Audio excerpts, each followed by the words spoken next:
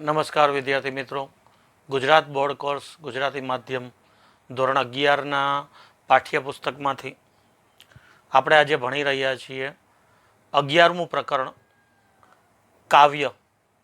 કાવ્યનું નામ છે સીમ અને ઘર, જેના કવિ છે ઉમાશંકર જેઠાલાલ જોશી, જેમનો જન્મ ઉત્તર ગુજરાતના ઈડર પાસેના બામણા નામના ગામમાં થયો હતો. ઉમાશંકર જેઠાલાલ જોશીનું ઉપનામ છે વાસુકી. આ બરાબર યાદ રાખજો. 12મા ધોરણમાં પણ ઉમાશંકર જોશીના પ્રકરણ ભણવા માટે મળે છે અને એની સાથે સાથે લાંબા સમય સુધી આ પ્રશ્ન તમને આવતો રહેશે કે ઉમાશંકર જેઠાલાલ જોશીનું ઉપનામ શું હતું. તો ઉમાશંકર જેઠાલાલ જોશીનું ઉપનામ છે વાસુકી.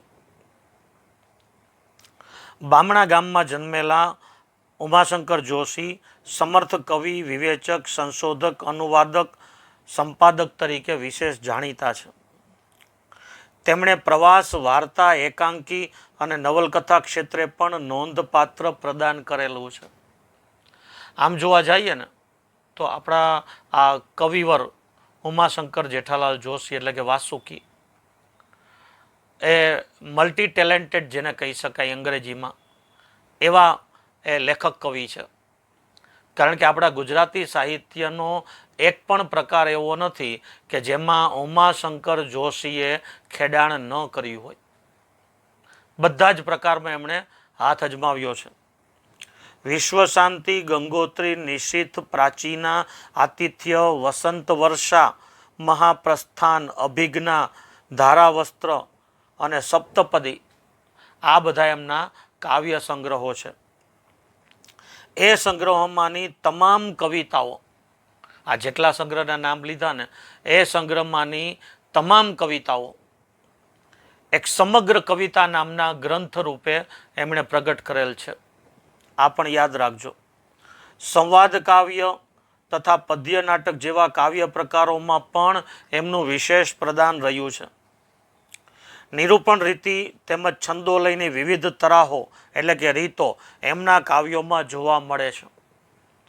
પ્રકૃતિનું રમ્ય રૌદ્ર સૌંદર્ય, માનવ પ્રેમ, વિશ્વ શાંતિ તેમજ ધર્મ સંસ્કૃતિ જેવા જીવનના ગહન ગંભીર વિષયોનું દર્શન એમના કાવ્યોમાં પ્રગટ થતું રહ્યું છે. સંસ્કૃતિ માસિકના તેઓ તંત્રી હતા. સંસ્કૃતિ દ્વારા તેમણે સાહિત્ય, શિક્ષણ અને પ્રજાના સંસ્કાર જીવન સતત ચિંતા અને ચિંતન કર્યા છે. પુરાણોમાં ગુજરાત તેમજ અખો એક અધ્યયન એ એમના મહત્વના સંશોધન ગ્રંથો છે. સમસંવેદન, શૈલી અને સ્વરૂપ કવિની સાધના, શ્રી અને સૌરભ કવિની શ્રદ્ધા, આ એમના વિવેચન સંગ્રહો છે. આંદમાનમાં ટહુક્યા મોર, યુરોપ યાત્રા, ચીનમાં 54 દિવસ અને યાત્રી, આ એમના પ્રવાસ વર્ણનના પુસ્તકો છે. હૃદયમાં પડેલી છબીઓના 2 ભાગ, ઈશામુ સીદા અને અન્ય, એમના ચરિત્રાત્મક લેખાણના લેખોના પુસ્તક છે. અને ખાસ કરીને યાદ રાખજો, નિશીથ નામના કાવ્ય સંગ્રહ માટે 1967ના વર્ષનો ભારતીય જ્ઞાનપીઠ પુરસ્કાર કન્નડ કવિ પુટ્ટપ્પા સાથે સંયુક્ત રીતે એમને મળેલો છે. તમને ક્યારેય પ્રશ્ન પૂછવામાં આવે કે કવિવર ઉમાશંકર જોશીને એમના કયા કાવ્ય સંગ્રહ માટે ભારતીય જ્ઞાનપીઠ પુરસ્કાર મળેલો છે, તો તમારે યાદ રાખીને લખવાનું છે કે નિશીથ નામના કાવ્ય સંગ્રહ માટે. પણ આની સાથે સાથે એક વાત એ પણ યાદ રાખવાની છે કે આ નિશીથ નામનો કાવ્ય સંગ્રહ ઉમાશંકર જોશીએ કન્નડ કવિ પુટ્ટપ્પાની સાથે સંયુક્ત રીતે લખેલો છે. ભાષા સાહિત્યના અધ્યાપકથી લઈ અને ગુજરાત યુનિવર્સિટીના કુલપતિ, રાજ્યસભાના સભ્ય, સાહિત્ય અકાદમી દિલ્હીના અધ્યક્ષ અને વિશ્વ ભારતીના કુલપતિ તરીકે એમણે સેવાઓ આપી છે. ગુજરાત યુનિવર્સિટી અમદાવાદ અને વિશ્વભારતી આ બંને યુનિવર્સિટીના કુલપતિ તરીકે ઉમાશંકર જોશીએ સેવાઓ આપેલી છે. આ યાદ રાખજો, પ્રશ્નમાં પૂછાશે, ટૂંકા પ્રશ્ન પૂછાય છે. અહીંયા આવા આપણા મહાન કવિવર સાહિત્યકાર ઉમાશંકર જોશી, એમની આ શેક્સપિયર શાહી સોનેટ પ્રકારની રચના આ કાવ્ય છે, જે આપણને અહીંયા સીમ અને ઘર ભણવા માટે આપવામાં આવ્યું છે. શેક્સપિયર શાહી એટલે કે શેક્સપિયર જેવા કાવ્યો લખતા એ પ્રકારના, એવી શૈલીનું આ કાવ્ય, અને કાવ્યનો સાહિત્ય પ્રકાર છે સોનેટ. તો અહીંયા આ સોનેટ કાવ્ય આપણને ભણવા માટે આપવામાં આવેલું છે. હવે આ કાવ્યની અંદર શું છે? સીમ અને ઘર. સીમ એટલે તમે જાણો છો કે ગ્રામ્ય વિસ્તારમાં ગામડાની બહાર પાદરથી બહાર નીકળી જાય અને પછી ગામડાનું પાદર વટી જાય અને ગામડાની બહાર નીકળ્યા પછી જે વન જંગલ જેવો થોડો વિસ્તાર આવે એને સીમ કહેવામાં આવે. તો સીમ અને ઘર આ બંનેની વચ્ચેની વાત એ કવિ અહીંયા આપણને આ સોનેટ કાવ્યમાં કહેવા માગે છે. આ કવિવર ઉમાશંકર જોશીની ઉત્તમ શ્રેષ્ઠ પ્રકારની રચના છે. સીમમાં ચરીને ઘરે પાછી ફરેલી ગાયોના આંચળ જ્યારે વાછરડાના મુખમાં આવે છે ત્યારે આખી લીલીછમ સીમનું સત્વ પેલા વાછરડાને ધાવણમાં મળતું હોવાની કલ્પના કવિ કરે છે. કવિની કલ્પના જેટલી સત્વશીલ છે કે કૃતિમાં આપોઆપ સૌંદર્ય નિખરી ઉઠે છે, એટલે કે સૌંદર્ય વિસ્તરી ઉઠે છે. પરિણામે આ સોનેટ કાવ્ય છે આસ્વાદ્ય એટલે કે માણવા લાયક છે. 14 પંક્તિની આ રચના લય અને છંદ ધ્યાનાકર્ષક છે. સોનેટ કાવ્ય છે ને, એ સોનેટ કાવ્ય પ્રકારના લક્ષણોમાં એનું એક મહત્વનું લક્ષણ છે કે એ કાવ્ય માત્ર ને માત્ર 14 પંક્તિનું કાવ્ય હોય. એમાં 4 4 4 એટલે 4 તેરી 12 અને છેલ્લે 2, આમ 14 પંક્તિ હોઈ શકે, અથવા 2 પંક્તિના 7 ટુકડા પણ હોઈ શકે. એ ઉપરાંત એક સુંદર મજાનું ચિંતન મનન આ કાવ્યમાં હોય અને છેલ્લી 2 પંક્તિમાં કોઈ એવી વાત એ કવિ કાવ્યમાં ઉત્પન્ન કરે કે જે આપણને ખૂબ ઊંડાણ સુધી વિચારવા માટે મજબૂર કરી દે. તો આવા લક્ષણો ધરાવતા, આ સિવાય પણ ઘણા લક્ષણો છે પણ એની તમારે જરૂરિયાત નથી એટલે એ નથી કહેતો. માત્ર તમારે એટલું યાદ રાખવાનું છે કે સોનેટ કાવ્ય 14 પંક્તિનું કાવ્ય હોય. 4 તેરી 12 ને 2 14 એમ પણ ટુકડા હોઈ શકે અને 2 પંક્તિઓના 7 ટુકડા એમ પણ હોઈ શકે. અને આ આખા કાવ્યમાં થતી વાત, એ વાતને અનુરૂપ છેલ્લી 2 પંક્તિઓમાં એક ચિંતન મનનનો ઉદ્ભવ થાય કે જે વાંચનારને, પાઠકને એ વિચારવા માટે મજબૂર કરી દે, ઊંડાણથી વિચારવા માટે. તો એને કહેવાય સોનેટ. તમારે આટલું યાદ રાખવાનું. તો 14 પંક્તિની આ રચના લય અને છંદ એના ધ્યાનાકર્ષક એટલે કે ધ્યાન આકર્ષિત કરનાર છે. આ સોનેટમાં સર્જકના અંતરમાં ચાલતા મનોમંથન અદ્ભુત રીતે પ્રગટ થયા છે. તેમના મનોમંથનો અને અનુભવની ફલશ્રુતિ તો અસ્તિત્વનો છલોછલ અમૃત કુંભ પ્રાપ્ત કરવામાં છે. એમના મનોમંથન અને અનુભવની જે ફલશ્રુતિ એટલે કે એમનું ફળ છે એ તો એના અસ્તિત્વના અમૃત કુંભને છલોછલ રીતે પ્રાપ્ત કરીએ તો એમાં આપણે એના અનુભવ અને એમના મનોમંથનને આપણે પામી શકીએ. સોનેટમાં વિષય વસ્તુને યથાર્થ રીતે પ્રગટ કરવામાં કવિએ સાધેલો પ્રકૃતિનો સમુચિત વિનિયોગ તેમજ ભાવાનુરૂપ છંદો વિધાન આસ્વાદ્ય છે. સોનેટના વિષયને યોગ્ય રીતે પ્રગટ કરવામાં સોનેટના વિષયને યોગ્ય રીતે પામવામાં કવિએ પ્રકૃતિનો યોગ્ય રીતે ઉપયોગ કર્યો છે અને એને એના ભાવને અનુરૂપ એની અંદર છંદોબદ્ધ પંક્તિઓ પણ છે. તો એ છંદ હવે તમારે ભણવામાં ક્યાંય આવતા નથી, એટલે હવે આપણે છંદની વાત આપણે કરતા નથી, કારણ કે 11મા ધોરણમાં 12મા ધોરણમાં એ છંદ નથી આવતા. 10મામાં આવતા હતા, વચ્ચે કાઢી નાખવામાં આવેલા હતા, વળી પાછા એમાં ઉમેરવામાં આવ્યા, એમાં 2-3 છંદ ચેન્જ કરવામાં આવ્યા, આવું બધું ગડબડ ગોટા એ કરેલા છે. પણ 11મા 12મામાં છંદ ભણવાના આવતા નથી વ્યાકરણમાં, એટલે આપણે છંદ વિશેની કોઈ ચર્ચા અહીંયા લેતા નથી. તો અહીંયા સીમની વાત, કે સીમની અંદર આખા દિવસ દરમિયાન ચરવા જતી ગાયો એ સીમની અંદર ચરી અને જ્યારે પાછી સાંજ પડીએ ઘરે આવે છે અને એના વાછરડાને એ પોતાનું દૂધ પીવડાવે, એટલે કે અમૃતપાન કરાવે છે, પોતાના વાછરડાને ધવડાવે છે, એટલે કે અમૃતપાન કરાવે છે. તો એની અંદર જે મનોમંથન છે, એની અંદર જે ચિંતન છે, એ પ્રકૃતિની સાથે મેળવી અને કવિ અહીંયા આપણી સામે રજૂ કરે છે. હજીએ લીલીછમ સીમ બાકી, કેમે ન ખૂટે ભરપેટ ખાધી. આપણે જાણીએ છીએ કે ગ્રામ્ય વિસ્તારોની અંદર, ગામડાઓમાં હવે ઓછું થતું જાતું હશે, ખબર નથી, પણ વર્ષોના વર્ષોથી, યુગોથી એક રીત એ ચાલી આવે છે કે વહેલી સવારના 5-6 વાગે એટલે ગામની બધી ગાયોનું ધણ લઈ અને ગોવાળ એ સીમ તરફ લઈ જાય ગામની બહાર, અને ખુલ્લી સીમમાં લીલુંછમ ઘાસ, લીલીછમ વનરાઈઓ હોય અને ત્યાં ગાયોને લઈ જઈ અને એને ચરવા માટે છુટ્ટી મૂકી દે છે.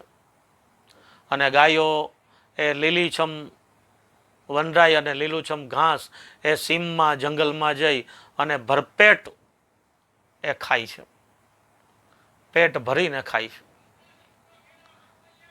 ઘરે એને ખાવા માટે ખેડૂતો એના માલિક છે, એ ઘરે એને ખાવા માટે તો આપતા જ હોય, પણ આજે ભરપેટ રીતે એને જેટલું ખાવું છે એટલું, જેટલી ઈચ્છા છે એટલું ખાઈ પી અને આનંદ કરે, એ જુદી વસ્તુ છે. તો ગોવાળ છે એ સીમમાં ગાયોને ચરવા લઈ જાય, આખો દિવસ ગાયો ચરે, ખાય, પેલા એને જેટલું ચરવું એટલું ચરી લે, પછી બપોરનો તડકો થાય એટલે ક્યાંય કોઈ વડલા, કોઈ ઝાડ, કોઈ લીમડા, એ ઝાડના છાયા નીચે ગાયો એ પગ વાળીને બેસે અને પછી પોતે જે ચરેલું છે, જે ખાધેલું છે, એને પોતાના ગળામાં પાછું લાવી અને પછી એને ધીમે ધીમે ધીમે ધીમે વાગોળીને, એટલે કે ધીમે ધીમે ચાવીને એને પેટમાં ઉતારે. એટલે એને આપણે કહીએ છીએ વાગોળવું. ઈશ્વરે આપણને, મનુષ્યને એ શક્તિ નથી આપી, માત્ર એ પશુને શક્તિ આપેલી છે. આવા પશુઓને કે જે ઘાસ ચરે છે, જે લીલીછમ હરિયાળી ચરે છે. તો ગાય, ભેંસ, બકરી, ઊંટ, આ બધા પશુઓ છે, એ બધા પશુઓને ઈશ્વરે શક્તિ આપેલી છે કે પેલા જ્યારે ખાવું છે ત્યારે એમને ખાઈ લે, જેટલું ખાવું એટલું ખાઈ લે, અને પછી શાંતિથી બેસી અને પછી એ ખાધેલું પાછું ગળામાંથી મોઢામાં લાવી અને પછી એને ધીમે ધીમે ધીમે ધીમે ચાવીને પછી પેટમાં ઉતારે. ખરેખર ખાવાની રીત આ છે, ખોરાક લેવાની રીત આ છે. અને એટલા માટે તમે જોજો, ડૉક્ટર આપણને કહેતા હોય છે કે ખૂબ જ ચાવીને ખાઓ. ખરેખર તો એમ કહેવામાં આવે છે કે એક કોળિયો, તમે મોઢામાં એક કોળિયો લ્યો છો, એને કમસે કમ 16 થી 32 વાર ચાવવો જોઈએ, તો એ ક્યારેય તમારા શરીરને નુકસાન કરે નહીં અને પચવામાં એકદમ સહેલું રહે. આપણે 2 વાર 4 વાર ચાવીને ભટ દઈને નીચે ઉતારી જાય ગળામાંથી પેટમાં, તો એ પચવામાં તકલીફજનક છે. એકદમ ચાવેલું છે એ સહેલાઈથી પચી જાય. તો એ વાત છે. પણ હવે આપણને એવી ટેવ નથી, કારણ કે આપણને ઈશ્વરે વાગોડવાની શક્તિ નથી આપી. અહીંયા એક સરસ મજાની વાત કરું છું, બરાબર ધ્યાનમાં લેજો. આપણે ઈશ્વરે વાગોડવાની શક્તિ નથી આપી, પણ આખરે આપણે તો સામાજિક પ્રાણી જ છીએ ને. એ સમાજશાસ્ત્રમાં અગાઉ આપણે ભણી ગયા છીએ કે મનુષ્ય સામાજિક પ્રાણી છે. તો આપણે આખરે પશુ, આખરે તો પ્રાણી જ છે, અને આખરે પ્રાણીમાંથી જ આપણે મનુષ્ય રૂપે ઉદ્ભવ થયો છે. તો વાગોડવાની શક્તિ આપણી પાસે નથી, પણ હવે વાગોડવાની શક્તિ નથી તો કાંઈ નહીં, પણ કંઈક કરવું તો પડે ને. આપણી પાસે બુદ્ધિ છે. તમે જોજો ગાયો ભેંસો જ્યારે વાગોડતી હશે ને, નિરાતે બેઠી બેઠી પોતાનો ખોરાક ગળામાં લાવી, મોઢામાં લાવીને પછી એ ચાવતી હોય એટલે વાગોડતી હોય ને, ત્યારે એના મોઢાની 2 બાજુથી ને ફેણ નીકળતા હશે, થૂકના ફેણ નીકળે. જોયું છે ને? બધાએ જોયું હશે. તો માણસને વાગોડવાની શક્તિ નથી આપી, એટલે માણસને અપચો થાય છે, ખોરાક પચતો નથી. એટલે પછી જો વાગોડે તો પચે, ન વાગોડે તો કેમ પચે?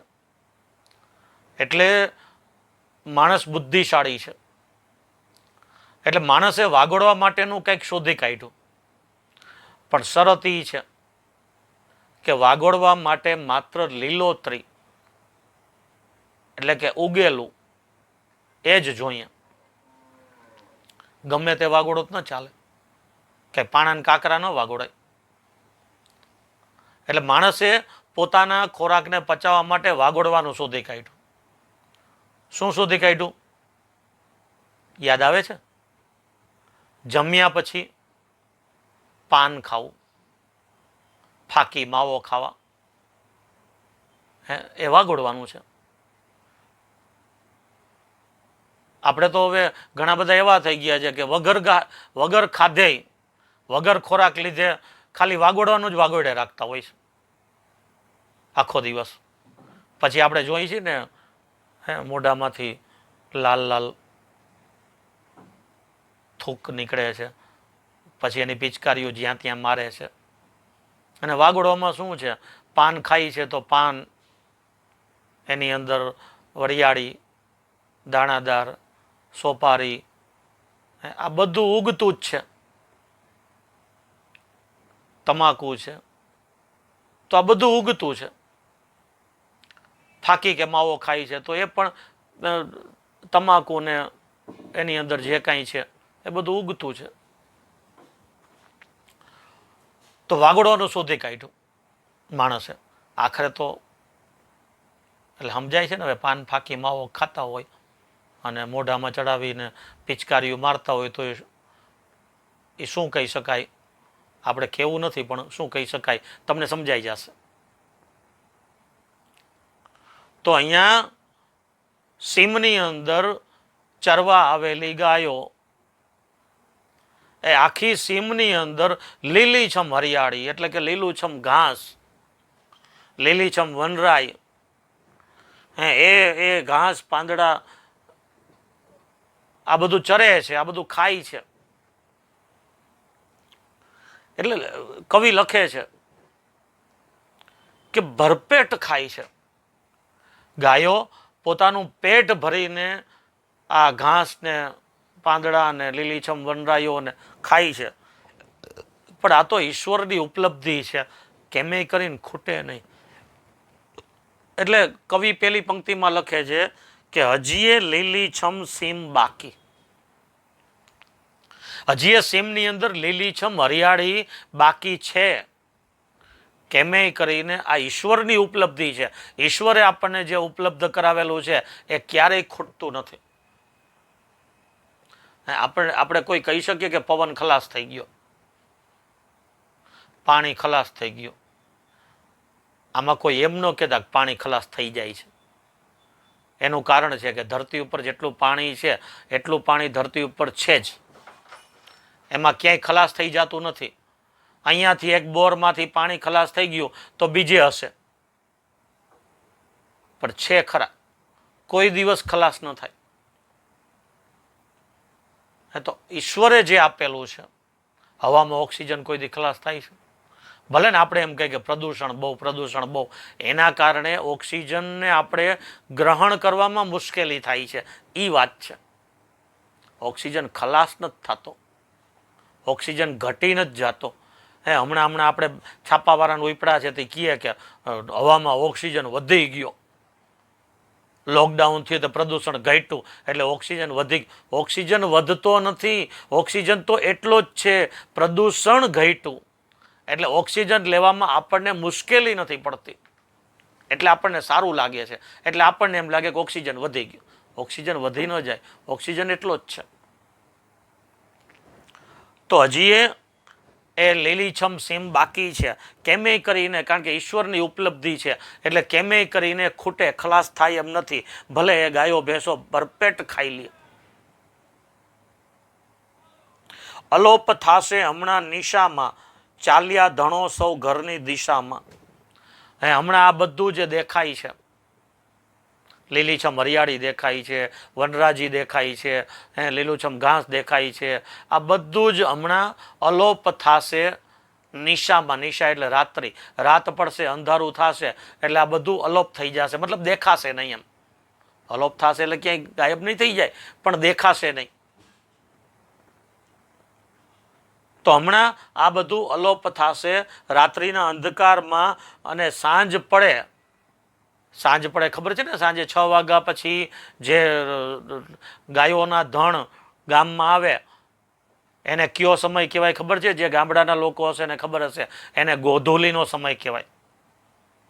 ગાયોના ધણ ગામમાં આવવાથી રસ્તા પરની ધૂળ ઉડે છે એવો સમય એટલે ગોધૂલીનો સમય, એટલે સાંજનો 6 થી 7ની વચ્ચેનો સમય.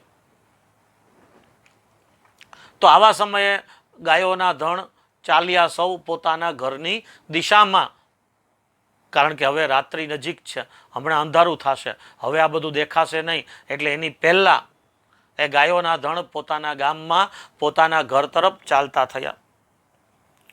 બપોર વેળા વડલા તળે ત્યાં વાગોળતા જો કોઈ ખાઈ લેતા. પછી આપણે આગળ વાત કરી એમ કે બપોરના સમયે જે તડકો લાગતો હોય ત્યારે વડલા તળે, એટલે વડનું ઝાડ છે ને એ ખૂબ જ મોટું હોય અને એકદમ ઘેઘૂર ઘટાદાર હોય, એટલે એની નીચે અનેક ગાયો બેસી શકે, એની વડવાઈઓ ક્યાંય સુધી ફેલાયેલી હોય. તો કવિ લખે છે કે ઝાડવા નીચે, વડલા નીચે, મતલબ વૃક્ષો નીચે બપોરના સમયે બેસી અને એ ગાયો ભેંસો, ગાયોના ધણ છે એ ત્યાં બેસી અને ખોરાક વાગોળી લે. પછી જો કોઈ ખાઈ લે એટલે થોડીક ઊંઘે કરી લે, આરામે કરી લે. અસીમ સી શાંતિ હસી રહી હતી, નસે નસે સીમ ધસી રહી હતી. અને એવા સમયે એકદમ શાંત વાતાવરણ હોય, કોઈ અવાજ ના આવતા હોય. ગ્રામ્ય વિસ્તારોમાં આવું શાંત વાતાવરણ જોવા મળે, આપણે શહેરોમાં જોવા નથી મળતું. તો એકદમ અસીમ, અસીમ એટલે ખૂબ જ, જેની કોઈ સીમા નહીં એવું અસીમ, એટલે ખૂબ જ શાંત વાતાવરણ જાણે કે હસી રહ્યું હતું. નસે નસે સીમ ધસી રહી હતી. એ ગાયોના ધણ, એ ગાયો ભેંસોને જે વાગોળે છે, એટલે એ જે એણે સીમમાંથી જે ચરેલું છે એ બધું એની એક એક વાગોળવાથી જે ખોરાક એના શરીરમાં જાય છે, એની નસે નસમાં, એની રગે રગમાં જાણે કે સીમ ઉતરી રહી છે. સીમની લીલીછમ હરિયાળી એની નસે નસમાં ઉતરતી જાય છે. ઘરે ગમાણે બમણે બગાયો ને ભૂખની ઉઘડતી જ ખાઈયો. ઘરે જ્યાં ગાયો ભેંસોને બાંધવામાં આવે એને ગમાણ કહેવાય. તો ઘરે ગમાણની અંદર બમણે એટલે કે ઉડે, ત્યાં મણમણે બગાયો, બગાય એટલે એક નામનું જંતુ છે, માખી જેવું, કે જે આ પશુઓના શરીર ઉપર બેસે. તો ઘરે ગમાણની અંદર ગાયો ભેંસો બંધાઈ છે અને ત્યાં રહીએ છે, ત્યારે આ બગાઈ નામના જંતુ એ એના શરીર ઉપર બેસે છે, ઉડે છે, અને એ ત્યાં બેસી અને એની ભૂખ ઉઘડે છે. ભૂખની ઉઘડતી ખાઈઓ એટલે ભૂખ ઉઘડે છે. અંધારું આંખે મહી મેષ ઘૂંટે, બંધાઈ જેને ઘડી માહી ખૂટે. અને પછી હવે આવા સમયે ગાયો જ્યારે આવી જાય છે પોતાના ઘરે, ત્યારે એવા સમયે અંધારું આંખે મહી મેષ ઘૂંટે. આંખની અંદર મેષ એટલે કે આંજણ. ઘણા લોકો આંજણ આંજતા હોય છે ને. ખરેખર આંજણ આંજવું એ આંખ માટે ખૂબ જ સારું છે. બજારમાં મળતા આંજણ કરતાંય આપણા ઘરે આપણા માવતર, આપણા ગઈઢા માવતરને પૂછો ને તો ખબર હોય. એ જે દીવો કરી અને દીવાની ઉપર તાવડી કે રાખી અને એની નીચે જે મેષ જામે, એ મેષને ભેગી કરી પછી એની અંદર ચોખ્ખું ગાયનું ઘી નાખી અને પછી એને જે મિલાવી એને રાખી, એને થોડોક સમય સાચવી અને પછી જે આંજણ બને, કાજળ બને, એ કાજળ આંખમાં આંજવાથી આંખની શક્તિ વધે, આંખની તેજસ્વીતા વધે. એ સાચી મેષ, સાચું આંજણ, કાજળ કહેવાય. તો કે છે અંધારું કેવું થાય છે રાતનું, તો કે જાણે આંખની અંદર કાજળ આંજેલું હોય, આંજણ આંજેલું હોય એવું કાજળ ઘેરી અંધારી રાત્રિ થાય છે. બંધાઈ જેને ઘડી માહી ખૂટે. અને આ ચરીને આવેલી ગાયોને એક ઘડીમાં, એક પળમાં એના માલિક છે એ ખૂટે એટલે કે ખીલે, ગમાણમાં બાંધી દે છે. એ ગાયો બંધાઈ છે, ગમાણમાં ખીલે. સીમમાંથી લીલુંછમ ઘાસ અને લીલીછમ હરિયાળી ચરીને આવતી, ભરપેટ ચરીને આવતી ગાયો એ બપોરના સમયે વડલા તળે બેસી ત્યાં એ આરામ કરી, ત્યાં તે પોતાના ખોરાકને વાગોળી અને પછી સાંજ પડે, અંધારું થવા લાગે એટલે એવા સમયે એ ગામમાં પોતાને ઘેરે પાછી આવે અને કાજળ કેરી રાત્રિ શરૂ થાય એની પહેલાં તો એ પોતાના ઘરે ગમાણમાં ખૂટે એટલે કે ખીલ્લે બંધાઈ જાય. આ આટલો આખો વિષય વસ્તુ છે. હવે એનાથી આગળ છેલ્લી બે પંક્તિમાં ચિંતન મનનની વાત. તો અહીંયા શું મનોમંથન છે કે જ્યાં આંચળોમાં મુખ નાખ્યું વાછરડે, સારીએ તે સીમનું હીર ત્યાં દડે. હવે નાના નાના વાછરડાઓ હોય ને, ગાયો ભેંસોના વાછરડા ડોબા હોય ને, એને સાથે સીમમાં ચરવા માટે લઈ નથી જતા, કારણ કે આડાવડા ક્યાંય વયા જાય તો એને ખબર ન પડે, એટલે એને સાથે લઈ ન ગયા હોય. તો ગાયો ભેંસો ચરીને આવી જાય અને ગમાણમાં બંધાય એટલે એવા સમયે ભૂખા થયેલા, જેના ભૂખની ખાઈઓ ઉઘડી છે, જેના પેટની અંદર ભૂખનો ખાડો પડ્યો છે, એવા વાછરડાઓ, એવા એના સંતાનો એ પોતાની માતાના આંચળને પોતાના મુખમાં લે અને એની માતાને એ ધાવવા લાગે અને એનું દૂધ પીવા લાગે. ત્યારે જ્યારે એ દૂધ પીવે છે ને, ત્યારે કવિને મનોમંથન થાય છે. ત્યારે કવિને વિચાર આવે છે કે આખીય સીમાડાનું હીર એટલે આખીય સીમનું તત્વ, આખીય સીમની તાકાત, આખીય સીમનું અસ્તિત્વ, એ જે ચરીને આવી છે ગાય, એ ગાયના દૂધ દ્વારા એ આખીય સીમની વનરાજીનું, આખીય સીમની લીલોતરીનું, આખીય સીમની હરિયાળીનું, એના આનંદનું, એની શાંતિનું એ જે તત્વ છે, જે હીર એટલે કે એનું તત્વ, એની તાકાત છે, એ પેલા વાછરડાને પોતાની માતાના દૂધ દ્વારા એના મોઢામાંથી એના શરીરમાં પ્રવેશી રહ્યું છે. તો એના દ્વારા આપણે એમ કહીએ ને કે કોઈ નિમિત્ત બને, કોઈ કારણ બને, તો માતાના દ્વારા એ બાળકને એટલે કે સંતાનને, એ વાછરડાને એની માતાએ સીમમાં જે ચારો ચર્યો છે, જે લીલોતરી અને લીલુંછમ હરિયાળું ઘાસ જેણે ખાધું છે, એનું જે તત્વ છે, એનું જે હીર છે, એ માતાના દૂધ દ્વારા એ વાછરડાના મુખમાંથી થઈ અને વાછરડાના શરીરમાં પ્રવેશી રહ્યું છે. કેવો અમૃત કુંભ એ માતાના આંચળમાંથી એ વાછરડાના મોઢામાં ઠલવાઈ રહ્યો છે. કેટલી ઊંડાણ ભરેલી વાત છે કવિની. તમને મને આવો વિચાર ના આવે, તમને મને આવી વાત મગજમાં ઉદ્ભવે પણ નહીં.